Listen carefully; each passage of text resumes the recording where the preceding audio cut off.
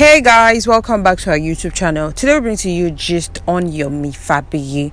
There's a current situation at hand where Tonto Dikeh, Kemi Olunloyo have both gone headlocks with each other on social media over a side comment made by Tonto Dikeh about her ex's house being demolished in Abuja. Kemi Olunloyo said one or two things about Tonto Dikeh which didn't sit well with Tonto Dikeh, and Tonto Dikeh went ahead to issue a threat to Kemi Olunloyo, which she eventually didn't carry out. On seeing this, Yomi Fabiyi took the opportunity and took advantage of the situation to issue out a said advice to Tonto Dikeh to stop putting out threats to people either publicly or privately. He went ahead to also bring back memories of Baba Jesha's case, saying that Tonto Dikeh went ahead to attack his movie and told people to report that said movie. He went ahead to say that the only thing he's trying to do is just to advise Tonto Dikeh. Of course, this didn't sit well with so many people on social media, as a lot of people gave their two kobo stating that Yomi Fabiyi has no reason or right whatsoever to get involved in the matter at hand, as it's a matter of two women who have differences with each other. And for the man, if you really say you want to advise these people, you should message them privately and not bring it to the public.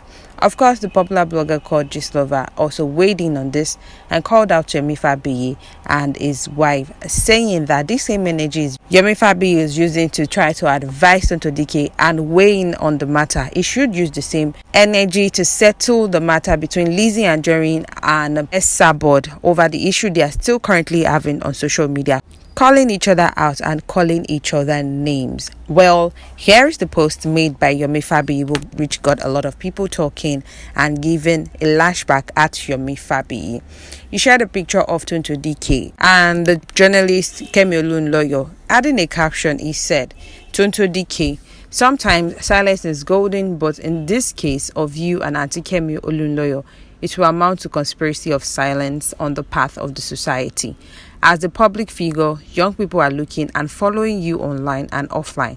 It is criminal and antisocial to issue threats of this nature, privately or publicly, because someone supposedly wronged you. If you feel you have a case and Auntie Kemi infringed on your rights, inform the police, see they take right action, or approach the court. Flashback when you jumped on my source of livelihood, asked people to attack my movie Okoyabo, movie you never watched, like a handful, before rushing into judgment. I didn't institute any legal action against you yet, let alone threaten you privately when we chatted. I just put you in your place since then. Everything is not by social media. Easy does it. Little did I know you will find excuse to mock your ex predicament, house demolition recently because of your past encounter. What a dwindling personality. I noticed a handful of you then during Okoyabo, but I didn't dignify everybody with the response of throw stone at all dogs that barks. Time will tell. I will always stand by what is right, even if I stand alone or it takes time for all to understand. I have a background, raised to know that there is no dignity fighting whoever is on the floor. I picture humanity as my best religion. The Nigerian society is getting tired of your likes hiding behind gender, emotions, anonymity of social media, etc. to promote criminality in the name of whatever. Your likes see threats to life, trial by ordeal, etc. as a means of seeking redress, classless, polluting and misleading the society with negative aid in part by social media. This nonsense must stop. Arrogance of ignorance. I will not ask you not to attack Kemi Olunloyo. I like to advise people, but sometimes don't wish they heard. You get why. Issuing threats and attempting or putting law into your hands, punishable under the law. Seek the right way to register your displeasure. Peaceful and legal means. Stop promoting violence. Anything peace, human dignity, rule of law is everybody's business. My 1 cent. YF. End quote. This was Yomi Fabiyi sharing his own one kobo before people came after him and came for him. The popular blogger went ahead to call Yomi Fabiyi out and went ahead to even call his wife, calling her a pickpocket and a thief at the same time. Here was what the popular blogger said about Yomi, saying, Yomi Ikebesu temper, your house never dey in order. Accord, now you won't come out chook mouth for waiting no concern you. Two grown women they cause violence. You bring your show mouth like kettle. They advise them. The baby where you marry for house, go advise her first. Everyone for her hostel know her say she dey pickpocket. Now that kind one you end up with. Only you go chase clout with answers.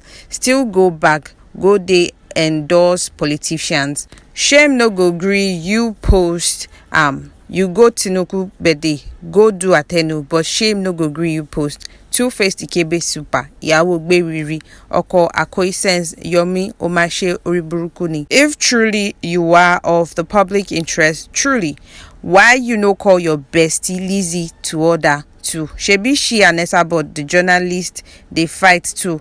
Why you no settle them?